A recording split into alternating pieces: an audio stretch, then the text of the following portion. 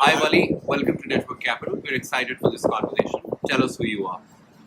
Thanks, Utkarsh, for having me. Very excited and happy to be here. So, my name is Wali Khan. I'm an engineer by trade. I have an MBA from NCR where we met each other. And currently, I run a sports marketing firm called Sports Connect. I had a life threatening, life changing motorbike accident in July 2018, about 7 months ago. And I will talk today on this masterclass about resilience and about overcoming difficult challenges. So, what happened to you? So I was going to work on 18 July 2018. I was going to work on a motorbike in Singapore just another day when I got into a road accident. Car hit me. I hit something, which is a blackout. I'm not sure exactly what I hit. When I woke up on the ground, I was in extreme pain. I couldn't move, and somebody came up to me and said, "Do not look at your leg." Long story short, I had broken my right ankle. My right shin bone had broken and come out in two pieces. My hip broke in six places, and also I had a broken shoulder. I spent 17 days in the hospital. I had multiple surgeries. I now have a titanium rod in my hip. I have a titanium rod in my leg, which will stay with me all my life. But luckily, by a minor miracle, I am in one piece. I had no head trauma, I had no back injury, I didn't have paralysis, didn't have amputation, didn't have a hip replacement, all these things which were very, very possible. What gave you the strength to overcome it? So, there were some very bad moments, especially the first 3-4 weeks in hospital, where I was in extreme pain. I did not know what was going to happen to me. Will I live? If I live, will I ever walk? Will I ever play sports? Is life as I know it over? And there are a few things which got me through this. One of the main things was that I had amazing support from family and friends. My mother who was in New York at that time, flew over, stayed with me in my hospital room for 15 days, sleeping on a small sofa. My cousin from Pakistan flew over the next day. I had all these friends and family who had a roster, there'd always be somebody there taking care of me.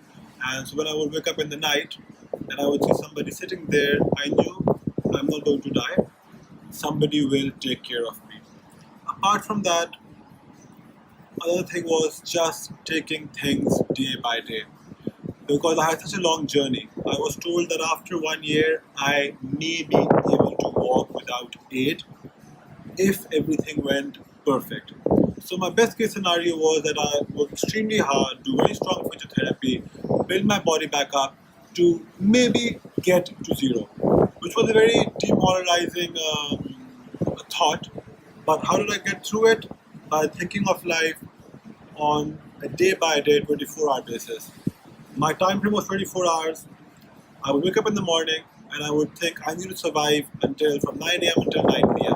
I do exercise, I do my physio, I go through the pain, and at night, which was much worse, my body was exhausted, I would get paranoid, I would get hallucinations of the painkillers.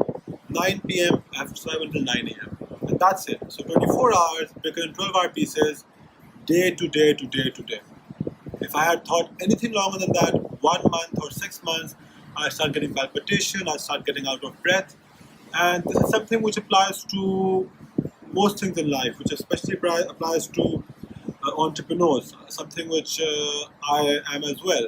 That things are so grey, you don't know what's going to happen, that if you think too far ahead, it starts to panic you. There's too much grey. So you have a plan, but you focus on day by day by day by day, and after 6 months, you realize, wow, I've done so many things and I'm so far ahead in my journey.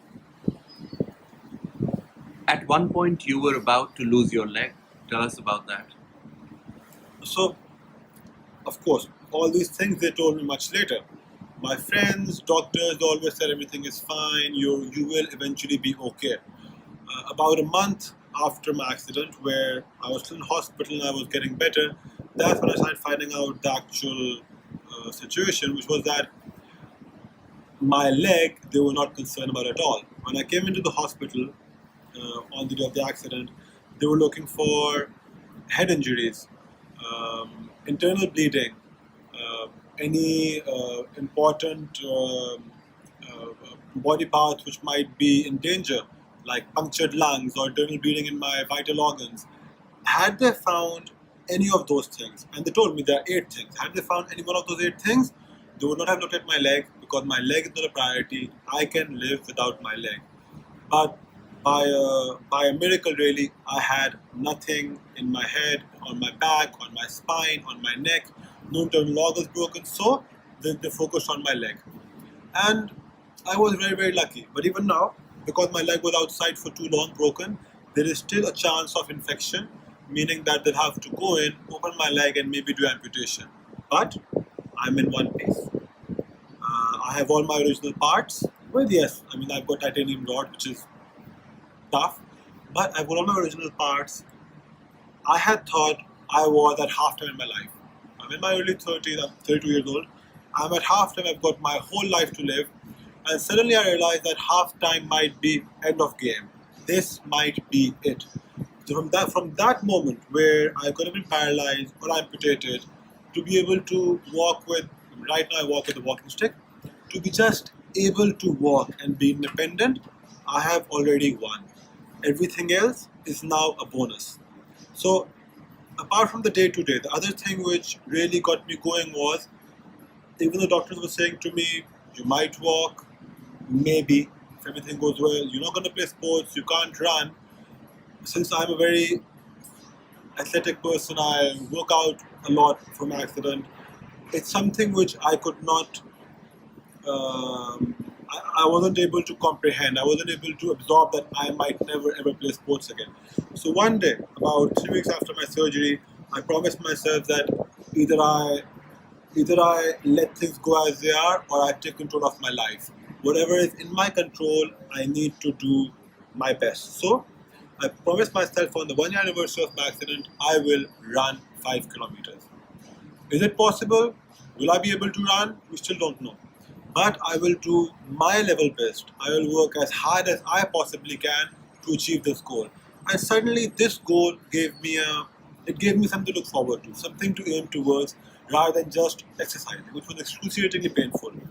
So now, instead of exercising 1 hour a day, which is prescribed, I exercise 3 hours a day. I go through extremely painful therapy. I push my body beyond its limits because I have an aim and I have a goal. And I will do whatever is in my power and my capability to get to my goal. What's out of my hands, it's out of my hands. Tell us more about this run. So it started off as I need to run. I need to get back control of my life, which then slowly morphed into I will run 5 kilometers, something more specific, something more tangible to aim towards. From there, it moved to, I've had a very bad accident, I've had a very bad misfortune. I wanted to have some meaning. I want somebody else to have some benefit, to have some value add from my misfortune. So I decided that I will run 5 kilometers for Namal Knowledge City and raise money for students there. Namal Knowledge City is in Pakistan. It's a university where 97% of students study for free. It's one of the most impoverished and illiterate areas of Pakistan. And this was my goal, that if through my adversity, through my pain, somebody can benefit, it makes it so much more meaningful just for personally for me. And I have gotten such an amazing response from people because I started a blog in January 2019. I started a blog where I started documenting my journey. And I got such a good response from so many people, so many well-wishers. In 7 weeks, we now have a community on Facebook of 20,000 people. People have reached out to me and said, I will run with you. If you with titanium rods in your leg, if you can run, I've got bad knees, I'll run, I'll support you. So now it has become this thing where on 20th July in Singapore I'm running. I've got 40 people who come to me and said they will run because they're following my blog, following my journey. People in the US, somebody reached out to me on the blog and said, can I run in my city? So now we're getting all these runs organically happening all over the place with the goal to help students who don't have the resources to study, to make something of themselves. And this is something which gives me so much meaning, so much purpose, and this is something which has now become the purpose of my life. And what I have learned is that from a bad experience, from a very bad misfortune, in my case, from a very bad accident which changed my life, from 6 months of extreme pain, of depression, of very, very moments where I hit rock bottom, something good can come out. From every bad moment, every adversity, we can find a silver lining. And for me, the silver lining is I have found a purpose for my life. I found a goal which will help somebody else, something which is bigger than myself. Tell us about the stages of pain. You went through a traumatic experience. How did you process it?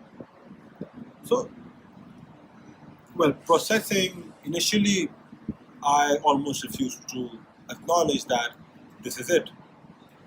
My life as I know it is over. But the first week, I was in an ICU for 7 days, but they were waiting to operate on me. My compound fractures all over my leg, from my ankle to my hip, were so complicated that they had to wait for Singapore's top trauma specialist to be available. That first week, where every single movement hurt so much, was extremely painful.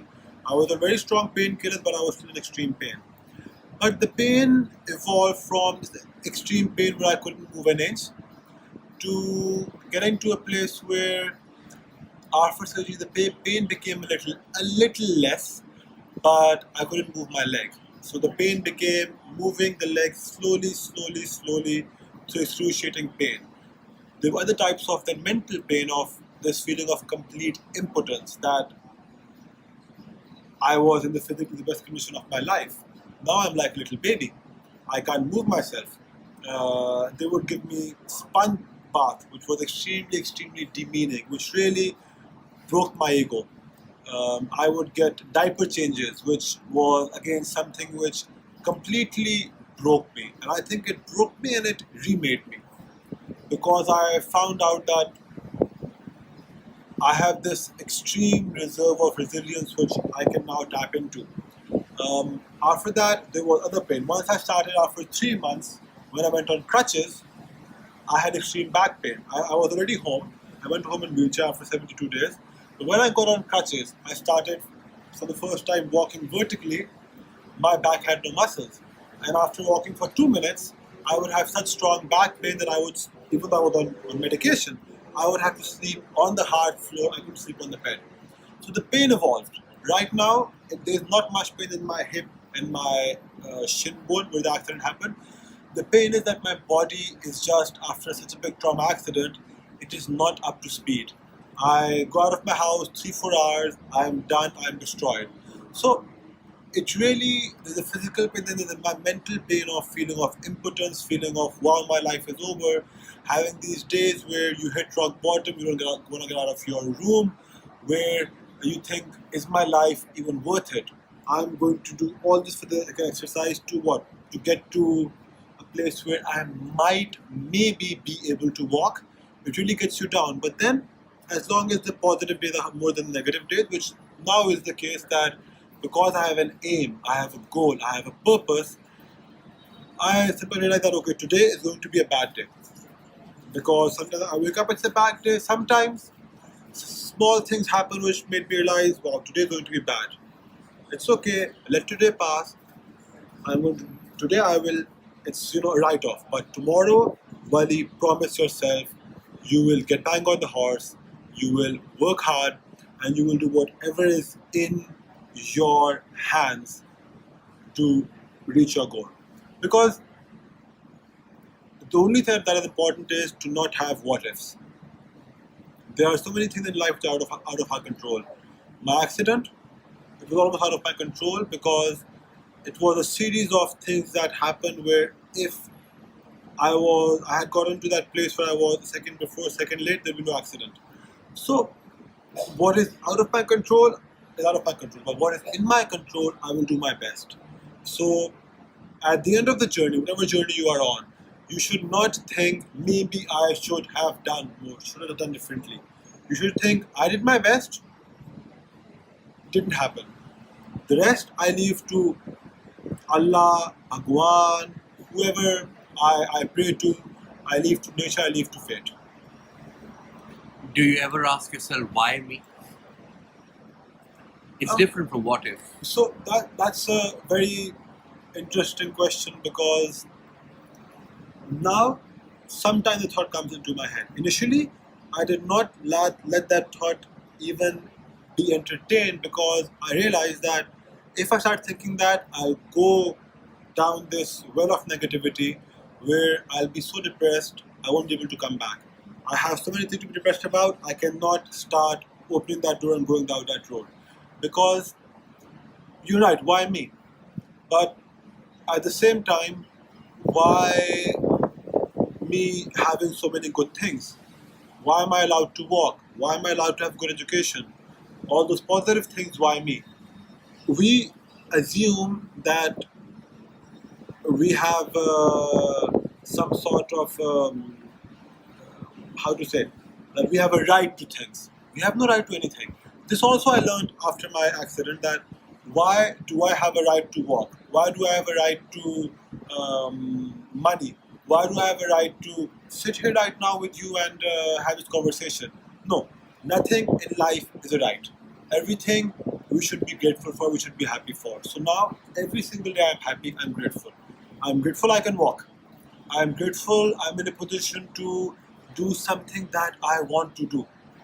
We need to be grateful to every single little thing in life. Just this change in mindset will completely change our definition of happiness, our definition of what life is all about.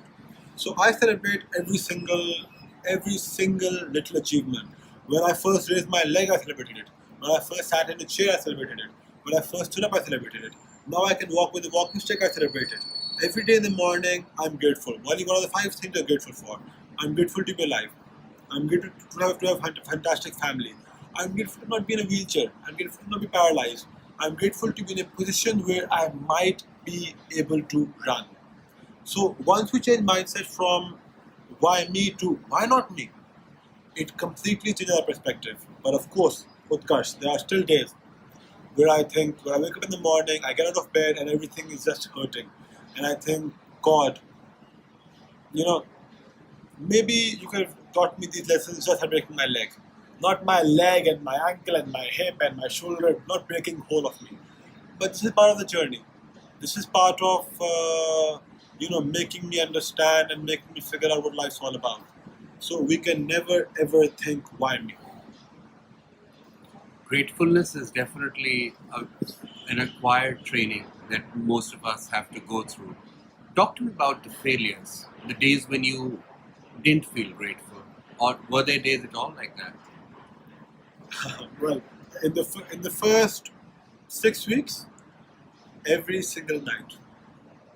Because in the day I was still a bit positive. I would have my doctor coming in the morning, then having breakfast, then my physio coming and doing physio, then some friends coming, going for a stay. There was always something going about, so my mind was occupied.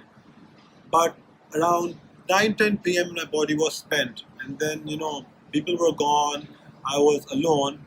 I had time with my thoughts, and as the night progressed, I would get hallucinations every single night. I would be in extreme pain. My leg was in pain, my hip was in pain, my whole body was in pain, and I would talk to God. I would be angry at God, saying, "Why me? Why are you doing this to me? Just make it stop. Make it stop in any way you can. The pain is too much. I can't take it." But I think over time I built this narrative. I had a trauma therapist Singapore government sends to every patient who's gone through such heavy trauma scenarios as me, and she helped me understand that, again, take it day by day. Be grateful. Focus on getting well, because and this became my narrative that, Wali, God does not put you in any situation which you cannot survive. Our minds are amazing. We usually don't tap into the full extent of our mind. Only when we are pushed into very difficult situations, when we are back against the wall, when we are on the edge of the cliff, when we are at the bottom of the barrel, do we need to reach into the recesses of our mind to really reach deep and just to survive? And that's where we understand that we have so much strength.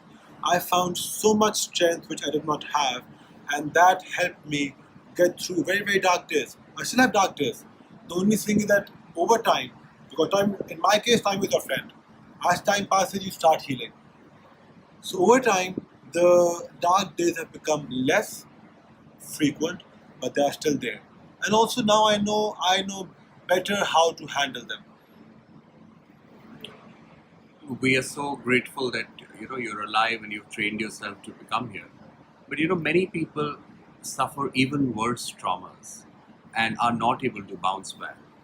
Do you have any word of advice or suggestion? Because many people have reached out to you Hmm? um, Yes. once you became got public with the blog and the other things. So tell us, one, why did you go public? When did you go public? And second is that what advice would you have for people who are in positions that are worse off than you? So why I went public is when I told my therapist. Also, by the way, therapy is something which, I mean, you will relate to this. As a Pakistani man, we don't do therapy. We talk to friends maximum. We do not go to a therapist to talk. And initially, I was very hesitant. But then, once this lady would come every single week, and I opened up, and she really helped me out. Yeah, not just in Indian or a Pakistani, but I think in many cultures Yes, it's yes. really frowned upon. Yes, it's a sign of weakness. Sign of weakness. And this became a sign. This became a very big strength for me, which again changed my perspective on this as well, opened me up. And when I told her that I'm visualizing that my 1 year anniversary, I'm going to run, and this keeps me motivated, keeps me positive. She said, "Put it out there."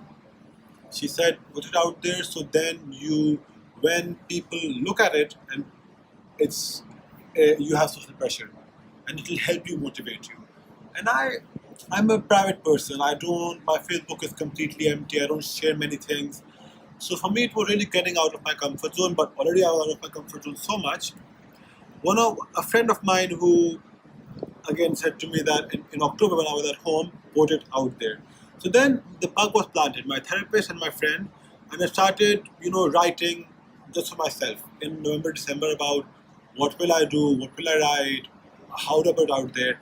And in January, first week of January, I made I made my page, which is called on Facebook Overcome with Wali, and I made my first blog post.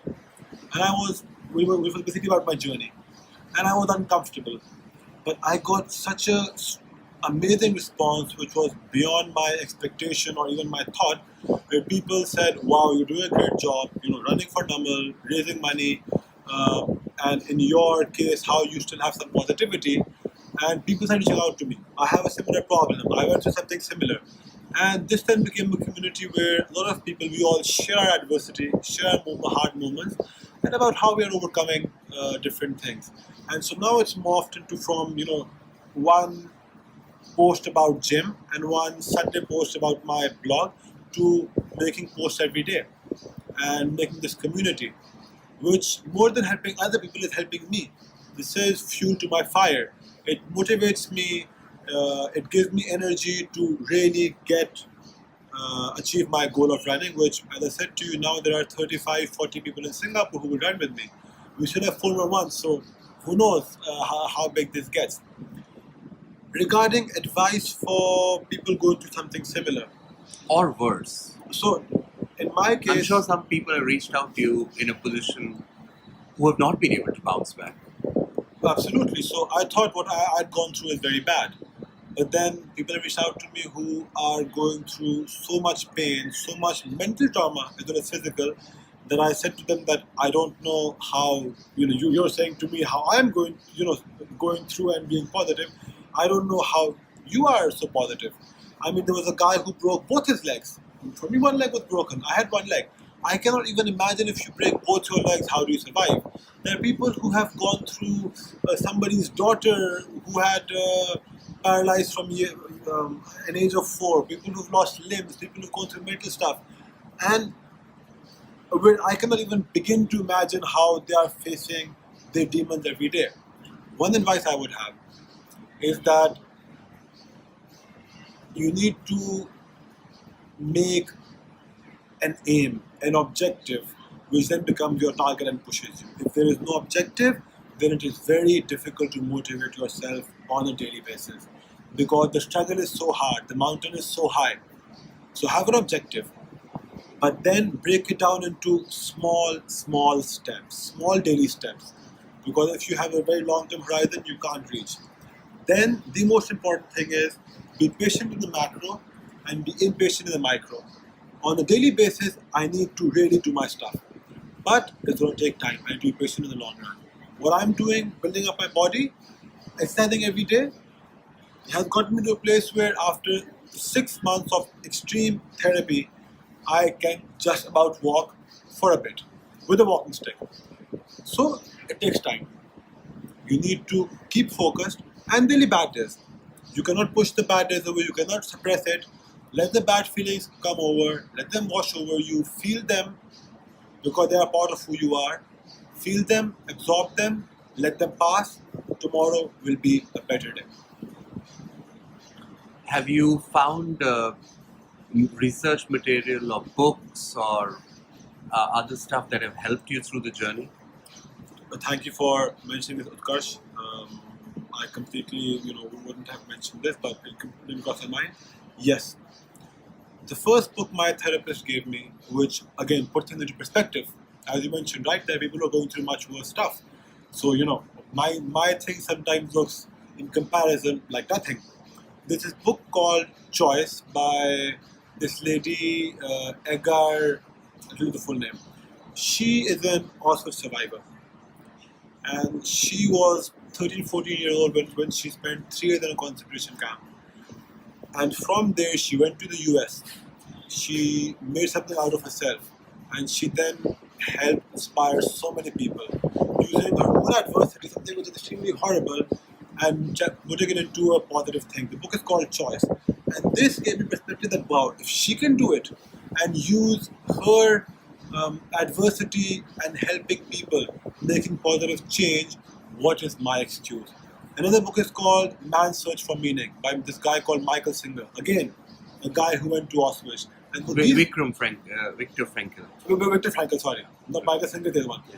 This book is again something very similar and gives you so much perspective on life, on what is important, what is not important, and how you can go through your journey, go through your adversity and make something good of it, which is right now my aim.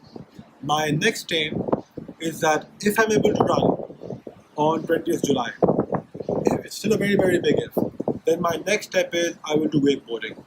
Wakeboarding is something I was doing before the accident, but wakeboarding needs so much leg strength, so much core strength I don't have right now. I will do it, my next challenge. Then 2020 summer, I plan to go to the base camp of K2. I've gone to the base camp of one other mountain, which is also 7,000 plus meters, in 2007 when I was very young and I was fully fit. Now my goal is summer 2020, base camp of K2. So just giving yourself a challenge, you reach that goal, next challenge, and from all these things, maybe it will motivate 1 or 2 people that they can also overcome that adversity. If this happens, it makes my whole journey meaningful. It's been such a pleasure learning about your journey, and once this goes out, I'm pretty sure your video will reach thousands of people and you'll have far more than 40 people join you for the run in Singapore. And maybe we can think of doing a peace run globally for people who are surviving or who are going through different challenges. 100%. One last thing I'd like to say. Please join me on my journey. I need the motivation, I need the positive support. On Facebook, it's Overcome with Wali, W-E-L-I. And on Instagram, it's walikhan.86. Later, we'll give you the We're going to add the links to your podcast. Thank you so much, Utkarsh. Thank you for having me. And I hope this can motivate somebody and this can help my message reach more and more people and be a source of inspiration. I'm confident it will. Thank you, Wali.